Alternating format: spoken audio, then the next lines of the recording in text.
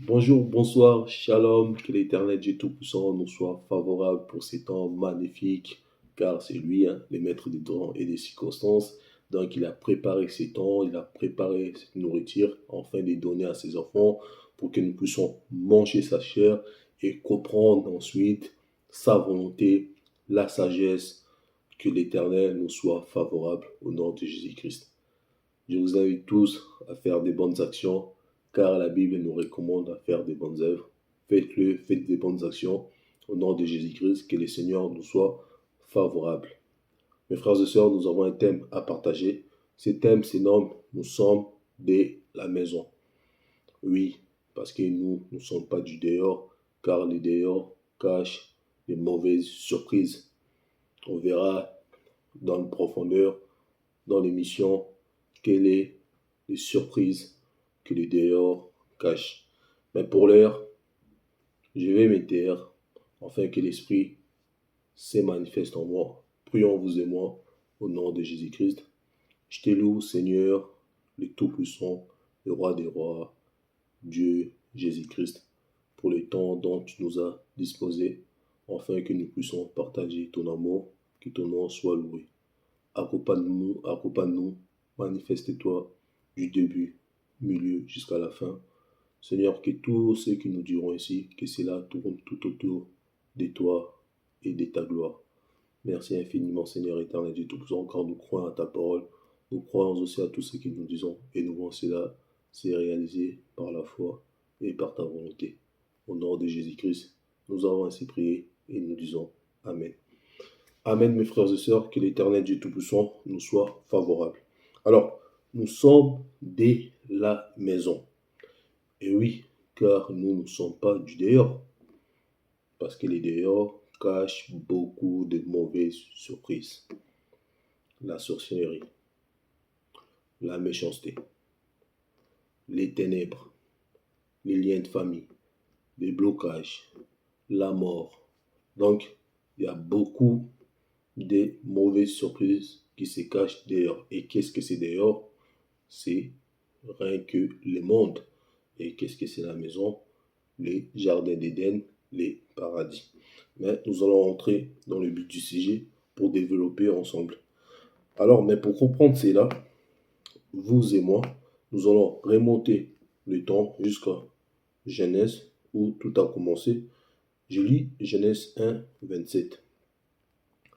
Dieu créa l'homme à son image, il les créa à l'image de Dieu, il créa l'homme et la femme. Petite parenthèse, la création, cela s'est passé pas sur la terre. La création s'est passée dans le lieu céleste. Et ensuite, Dieu, après avoir fini de faire la création, Dieu a pris l'homme et la femme et les mettra dans les jardins ou dans la maison. Parce que le titre, c'est « Nous sommes de la maison, nous sommes du jardin ». C'est la même chose. Alors, je continue. Et ensuite, Genèse 2, 16, 17, la Bible nous dit « L'Éternel Dieu donna cet ordre à l'homme. Tu pourras manger de tous les arbres du jardin, mais tu ne mangeras pas de l'arbre de la connaissance du bien et du mal, car les jours où tu en mangeras, tu mourras. » Alors, il faut comprendre quelque chose, mes frères et sœurs, que cet ordre a été donné à l'homme, car la Bible est précise. Mais la femme n'a pas reçu d'ordre. Mais cela ne veut pas dire qu'elle n'était pas au courant, car l'homme avait mis sa femme au courant que ça, nous n'allons pas manger. Mais qui a désobéi à l'ordre de Dieu? C'est l'homme, parce que l'ordre a été donné à l'homme, mais qui a désobéi à l'ordre de l'homme, c'est la femme. Nous continuons, bien aimés. Mais maintenant, qu'est-ce qui s'est passé ensuite dans le Genèse 3.6? Genèse 3.6, là j'ai sauté parce que vous le savez, qu'est-ce qui s'est passé après avoir mangé l'arbre, vous savez qu'est-ce qui s'est passé. Je lis au nom de Jésus-Christ. La femme vit que l'arbre était bon à manger et agréable à vue, pas l'homme, la femme, et était bon à manger et agréable à la vue, et qu'il était précieux pour ouvrir l'intelligence. Elle prit de son fruit et en mangeant, elle en donna aussi à son mari qui était auprès d'elle, et il en mangea. Une parenthèse aussi, mes frères et sœurs, que certaines personnes disent que la femme et le serpent seraient passés des trucs, des relations sexuelles. C'est faux parce que la Bible nous précise que l'homme était à côté. Aucun homme voudrait que sa femme à côté de lui, que sa femme les trompe pour faire des choses avec quelqu'un d'autre alors qu'il est juste à côté. Je parle des hommes avec l'Esprit de Dieu, pas des hommes animaux. Alors, je continue, bien aimé. Dieu, après avoir maudit les serpents, punit la femme et son mari. Là, j'ai un peu sauté parce que vous savez tous, après avoir mangé les fruits, qu'est-ce qui s'est passé? Dieu avait maudit les serpents, mais a puni l'homme et la femme. Dieu n'a jamais maudit l'homme ni la femme. À savoir aussi, parce que beaucoup disent Dieu a maudit l'homme et la femme. Non, Dieu a maudit les serpents, mais Dieu a puni l'homme et la femme. Donc, après avoir maudit les serpents, puni la femme et son mari, il les chassa du jardin ou de la maison. Le jardin ou de la maison. Dans Genèse 3, verset 23, la Bible nous dit, l'Éternel Dieu les chassa du jardin d'Éden pour cultiver la terre d'où ils avaient été pris. Donc, Dieu les mettra dehors. Vous avez désobéi, je vous ai puni, je vous mets dehors. Alors, la question il faut se poser, parce que notre thème d'aujourd'hui c'est nous sommes de la maison, mais quand Dieu a pris l'homme et la femme, il les a chassés, il les a mis dehors, il faut savoir qu'est-ce qui s'est trouvé dehors. Parce qu'au jardin, je n'ai pas lu tout Genèse, mais la Bible nous dit au jardin que l'homme et la femme, ils étaient bons, ils étaient bien, tout était à leur disponibilité, ils avaient tout avec eux, c'était la belle vie. Mais dehors, c'était pas ça, car Dieu avait prononcé des malédictions à l'homme, tu mangeras à la sueur de tes fronts, la femme, je augmenterai la souffrance de tes grossesses. Donc voilà. Mais qu'est-ce qui se cache dehors de la maison? Alors, la malédiction, la souffrance, l'envoûtement, les liens de sang ou les liens de famille, comme aujourd'hui nous disons, les liens de sang, les liens de famille, tout ça c'est dehors. La sorcellerie, les magies, les blocages, les ténèbres et la mort. Tout ça s'est trouvé dehors. Parce qu'à la maison, il faudra savoir une chose. À la maison, toutes ces choses n'existaient pas. Mais une fois Dieu les a mis dehors de la maison, vous allez voir, toutes ces choses-là a pris vie. Donc, mais alors, vous allez remarquer que Adam a eu tous ses enfants et ses descendants en dehors de la maison. Parce que Adam et Ève n'ont jamais eu des enfants dans la maison ou au jardin. Ils ont eu leurs enfants en dehors de la maison. J'arrive, pourquoi je dis cela? Retenez que Adam et Ève, ils ont eu ces enfants en dehors de la maison. Voilà pourquoi aujourd'hui nous parlons du blocage, nous parlons des liens de famille, nous parlons de ça, parce que les enfants, ils ont hérité cela. C'est comme un enfant qui naît en France, ses parents qui sont français, cet enfant bénéficie directement de la nationalité française. C'est la même chose. Les parents, ils ont hérité du blocage, ils ont hérité de la souffrance. Donc l'enfant qui est né dehors, automatiquement, lui aussi, hérite de ces choses que du parent, ils ont hérité. Donc voilà pourquoi aujourd'hui, il y a de la souffrance pour ceux qui sont du dehors, pour ceux qui ne sont pas des enfants du jardin. Ils ont hérité ces choses-là, Marie des nuits, la souffrance, la sorcellerie, les blocages, toutes ces choses négatives. Ils ont hérité cela parce qu'ils sont du dehors. Mais je vais continuer, bien aimé, Genèse 4, verset 1. Adam connut Ève, sa femme. Adam connut Ève, sa femme. Elle a conçu et des enfants, Caïn, et elle dit, je vais former un homme avec l'aide de l'Éternel. Qu'est-ce qu'il nous dit la Bible dans Genèse 4, 1? Adam connut Ève, Et après avoir connu Ève, ils ont conçu un enfant, c'était Caïn. Et ensuite, elle l'a dit, j'ai formé un homme avec l'aide de l'Éternel. Donc, vous voyez, donc elle a connu sa femme, c'était pas au jardin, mais elle a connu sa femme en dehors du jardin. Ils ont eu des enfants en dehors de la maison, pas dans la maison. Et voilà, l'histoire d'Adam. Adam a échoué à sa mission, a mangé l'arbre dont c'était défendu. Donc, du coup, ils se sont retrouvés dehors. Mais vous allez voir, les événements continuent. Car la Bible nous dit, Dieu se montra à Abraham et il refait les mêmes promesses qu'il avait fait à Adam. Donc, Genèse 12, versets 1 à 3. L'Éternel dit à Abraham, va-t'en de ton pays, de ta patrie et de la maison de ton père, dans le pays que je te montrerai. Je ferai de toi une grande nation et je te bénirai. Je rendrai ton nom grand et tu seras une source de bénédiction. Je bénirai ceux qui te béniront et je maudirai ceux qui te maudiront et toutes les familles de la terre seront bénies en toi.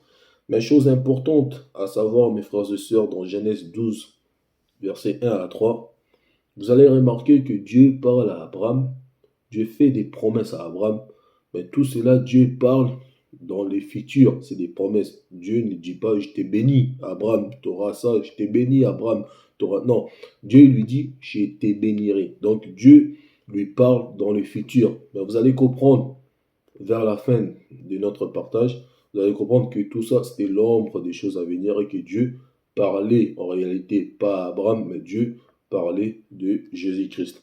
Alors, je reprends Genèse 12, verset 1 à 3. L'Éternel dit à Abraham, va-t'en de ton pays, de ta patrie et de ta maison, de ton père, dans les pays que je te montrerai. Tu vois, là, l'Éternel lui dit, va-t'en. L'Éternel lui parle dans les faits médias. Et lui dit, je ferai de toi, je ferai dans le futur de toi une grande nation. Et je te bénirai dans le futur toujours. Je rendrai ton nom grand dans le futur et tu seras une source de bénédiction. Tout ça, c'est dans le futur. Je bénirai ceux qui te béniront dans le futur et je maudirai ceux qui te maudiront toujours dans le futur. Et toutes les familles de la terre seront dans le futur encore bénies en toi. Voilà qu'est-ce que Dieu dit à Abraham dans verset Genèse 12, 1 à 3. Et il lui dit, dans le chapitre Genèse 5, Genèse 15, verset 1, il lui dit, la Bible dit ceci, après ces événements, la parole de l'Éternel fut adressée à Abraham dans une vision. Et il dit, Abraham, ne crains point, je suis ton bouclier et ta récompense sera très grande. Il faut se poser des questions. Dieu qui dit à Abraham, je te bénirai, il lui parle des bénédictions, de sa descendance, tout ça. Mais dans le verset Genèse 15, 1, après ces événements, comme la Bible nous dit, Dieu se montre encore à Abraham. Il lui dit, je serai ton bouclier. Mais la question se pose, Dieu sera le bouclier d'Abraham. Pourquoi? Parce que là, la Bible ne mentionne pas le diable. Ne mentionne pas l'attaque de Satan vers Abraham. Mais Dieu lui dit, je serai ton bouclier. Mais pourquoi? Contre qui Dieu sera le bouclier d'Abraham? Vous allez comprendre par la suite, mes bien-aimés, que Dieu, dans sa pensée, Dieu voulait faire revenir l'homme créé à son image dans son jardin, dans la maison. Alors, pour revenir dans la maison, il fallait une personne, il fallait un enfant, un héritier de la maison pour ramener l'homme qui a hérité du péché, l'homme qui a hérité de la malédiction, l'homme qui a hérité du blocage, l'homme qui a hérité de la sorcellerie, l'homme qui a hérité du ténèbre, de la mort, il faudra les ramener à la maison. Mais il fallait un enfant digne de cela, un enfant à qui les gardes du corps ont aucun mot à lui dire, un enfant qui a les pouvoirs sur les gardes du corps pour prendre l'homme en question et lui faire rentrer, lui faire revenir à la maison. Donc, les boucliers Pourquoi? On va revenir dans Genèse 3, verset 24, pour voir ces boucliers-là servaient à quoi et pour qui. Genèse 3, verset 24 nous dit, c'est ainsi qu'il chassa Adam. C'est ainsi qu'il chassa Adam et il met à l'orient du jardin d'Éden les chéribiens qui agitaient une épée flamboyante pour garder les chemins de l'arbre de vie. Voilà. Alors, Dieu, dans son amour, comme je vous ai dit, il fallait qu'il ramène l'homme du jardin. Il fallait qu'il refasse. Dieu s'est souvenu de l'homme. Il s'est dit, il faut que je ramène l'homme dans la maison, car dehors, il y a beaucoup de souffrance. Mais pour cela, il faut quelqu'un pour, pour passer les chemins. Parce qu'il y avait des gardes-corps, les chéribiens, avec leur épée flamboyante. Donc, il fallait que Jésus, lui, les boucliers. Car Jésus dit une chose. Dans Jean 8, 56, il dit, votre ancêtre Abraham a été rempli de joie à la pensée de voir mon jour. Il l'a vu et il s'est réjoui. Mais vous verrez, les enfants d'Abraham, il lui dira, t'as même pas 50 ans, comment tu peux dire que tu as vu notre père Abraham? T'es fou. Mais Jésus parlait de cette révélation dans Genèse 15, verset 1. Après ces événements, la parole de l'Éternel fit adresser à Abraham dans une vision. En réalité, Abraham a vu Jésus-Christ dans la vision. Et Jésus lui dit, ne crains point, je suis ton bouclier qui va te défendre contre les chéribiens. Leurs épées, ça va rien te faire, ça va pas te toucher parce que c'est moi ton bouclier. Et je vais t'aider à passer du dehors et tu vas rentrer à la maison. Donc voilà ce que l'Éternel avait dit à Abraham. Alors, je continue mes frères et sœurs. La personne éligible d'amener Abraham jusqu'au jardin, à la maison, sans que l'épée flamboyante des chéribiens lui fasse quelque chose, c'est Jésus-Christ. Voilà pourquoi Jésus va dire ça dans Jean 8, 56. Donc voilà, parce que Dieu, dans son amour, comme je vous ai dit, que l'homme fait à son image, l'Éternel voulait tout simplement que l'homme revienne à la maison. Voilà pourquoi Dieu prolonge l'alliance, son alliance avec Abraham, parce que Dieu avait fait une alliance avec Abraham, avec sa descendante. Mais par cette alliance-là, il faut que je scelle quelque chose. Et la chose que Dieu avait scellée, vous verrez, tout ça c'est l'ombre des choses à venir, c'est la circoncision. Une sorte d'accès qui mène au jardin, à la maison. Donc Dieu a dit par là, Abraham, vu que j'ai fait une alliance avec toi, mais il faut que je mette une référence dans toi. Il faut que je mette un cachet sur toi. Et ces cachets-là, ça va te permettre à venir jusqu'à la maison. Et il faut que je fasse la même chose à tes descendants, car en ayant ça, ils vont avoir l'accès aussi pour rentrer aussi à la maison. C'est pour cela Dieu a prolongé son alliance avec la descendante d'Abraham par la circoncision. Mais vous verrez, dans la révélation, la circoncision, c'est là, c'est le Saint-Esprit, juste. C'est le Saint-Esprit en toi.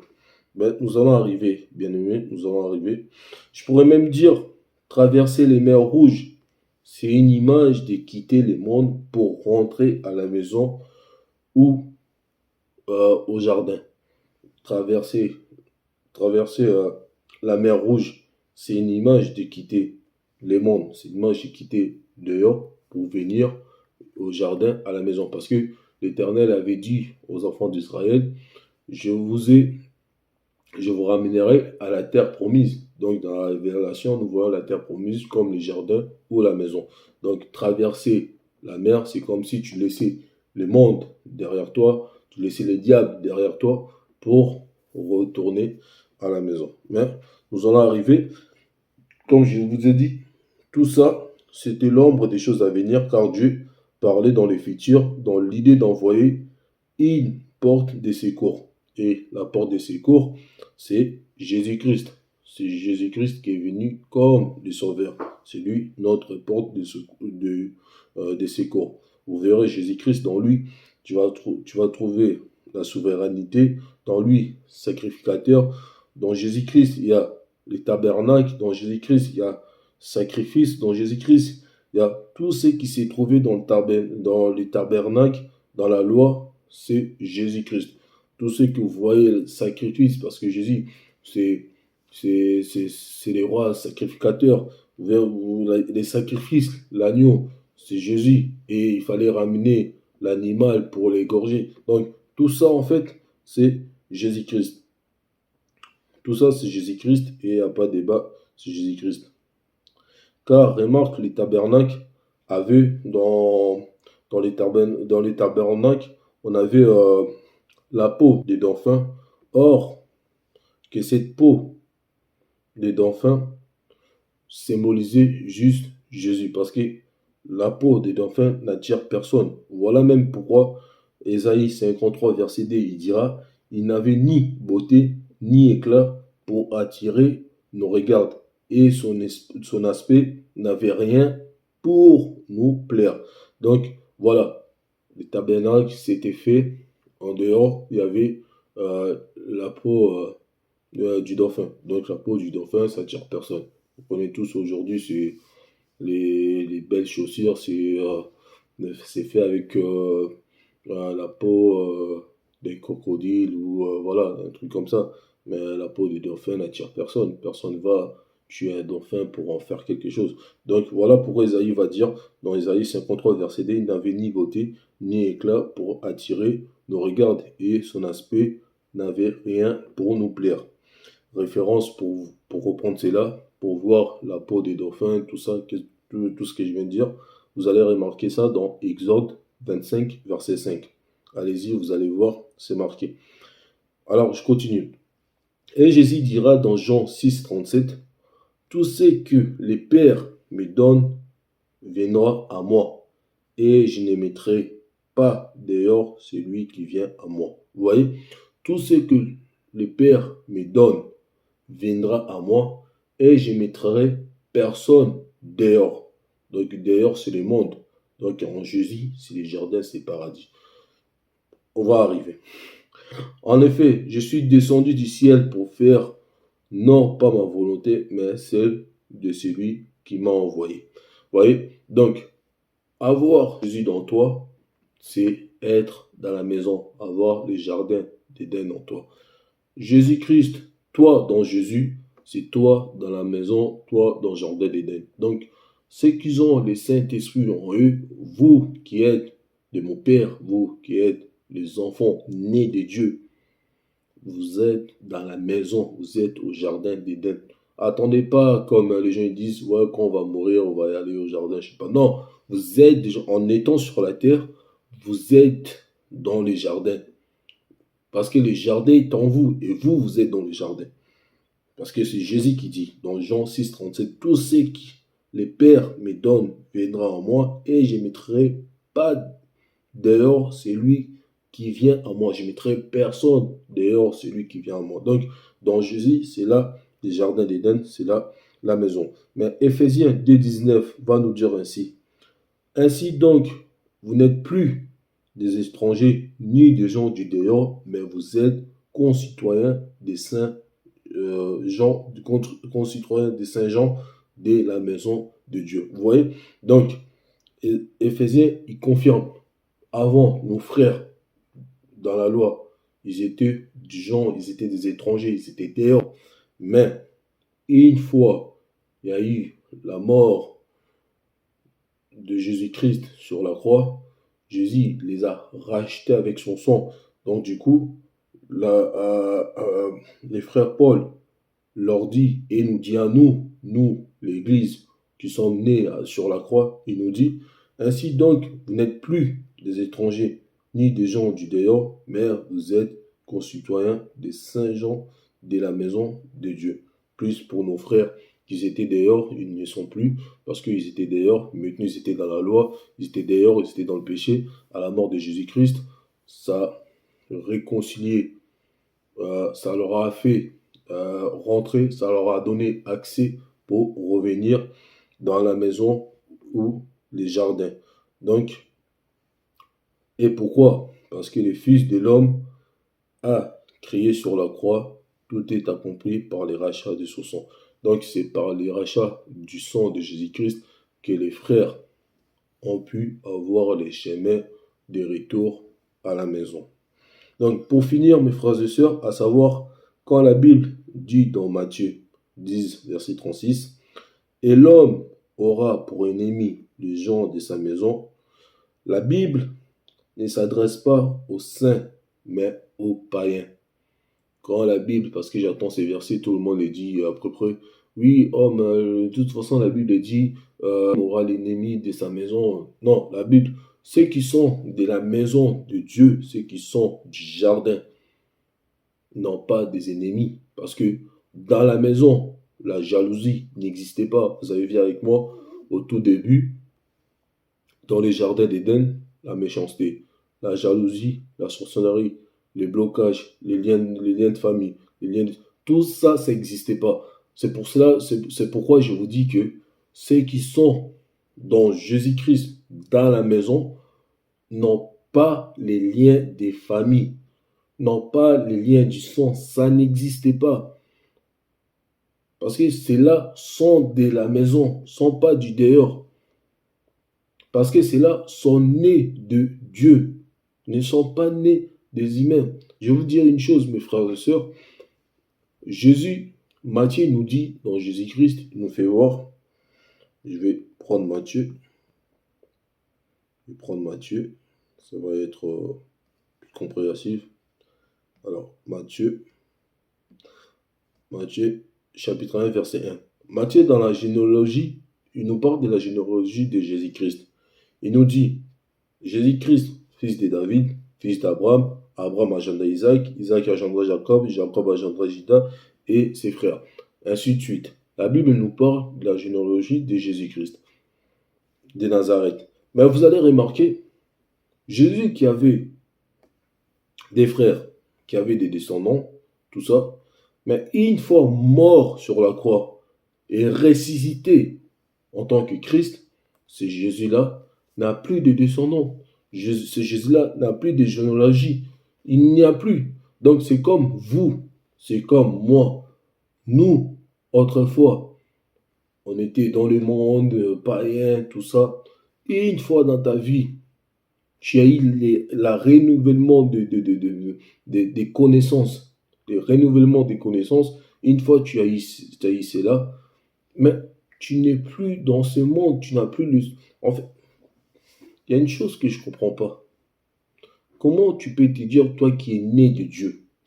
Né de Dieu, ça veut dire une personne qui est sortie de Dieu. Dieu, il est très saint. Comment tu peux te dire encore que non, comme je suis là, moi, j'ai des liens de famille, j'ai ceci, j'ai cela. Impossible d'avoir ça. Parce que l'ancienne personne que tu étais est morte. Maintenant, tu es une nouvelle créature. Et une nouvelle créature n'a pas à dépenser. Parce qu'on t'a créé. Et une chose créée, c'est une chose qui n'existait pas. C'est une chose nouvelle. C'est une chose qui avait pas d'existence. Mais donc, toi, tu es nouvelle. T'as pas dépassé. Et comment tu peux te dire aujourd'hui que les liens des familles, j'ai ceci, j'ai cela, j'ai ceci. Non, mes frères et sœurs. Tu as été mort avec Christ. Tu es né avec Christ. Vous savez, quand l'apôtre Paul dit cela, parce que l'apôtre Paul, le frère Paul, lui n'était pas là quand tout cela, ça s'est passé. Pierre et tout, ils étaient là. Ils ont vu physiquement qu'est-ce qui s'est passé sur la croix. Et après, Jésus ressuscité, ils ont vu. Mais l'apôtre Paul, quand il dit ces choses, il parle dans la révélation. Après avoir été au ciel et descendu, il a vu ces choses. Quand il dit « j'ai été mort avec Jésus », dans la révélation, lui, ne voit pas que Jésus sur la croix mort. Non, il voit Jésus, il voit nous, il voit tous ses enfants morts sur la croix. Et quand Jésus ressuscite, il nous voit tous ressuscités. Parce que Jésus, c'est un souverain sacrificateur. Et dans la loi, les souverains sacrificateurs, ils portaient les noms des 12 tribus d'Israël sur lui. Eh bien, Jésus, lui, quand il est venu, quand il est venu, il dit, je suis venu, Père, pour faire ta volonté, car il s'agit de moi. Quand Jésus il parle de ces choses, Jésus, quand il est rentré, quand il venait, Jésus ne venait pas à son nom. Jésus il portait tous les noms des enfants de Dieu sur lui. Il s'est présenté avec les noms, avec ton nom, avec le nom de ceci, avec le nom de mon frère, avec le nom de ma sœur. C'est pour notre cause qu'il est mort. Donc il ne pouvait pas y aller se présenter en offrande pour lui, parce que lui n'était pas pécheur, mais nous on était pécheurs. Donc tout cela, Jésus s'est présenté avec ton nom. Donc Jésus est mort avec toi et tu as été ressuscité avec. Donc les liens des familles, tout cela n'existait pas parce que tu n'es pas du dehors, mais tu es de la maison. Que l'Éternel Dieu Tout-Puissant nous soit favorable. Merci infiniment à lui, le seul et Tout-Puissant, qui a permis que nous partageons ces messages. Je vous dis à bientôt si cela plaît à Dieu et on se revoit prochainement. Merci. Au revoir.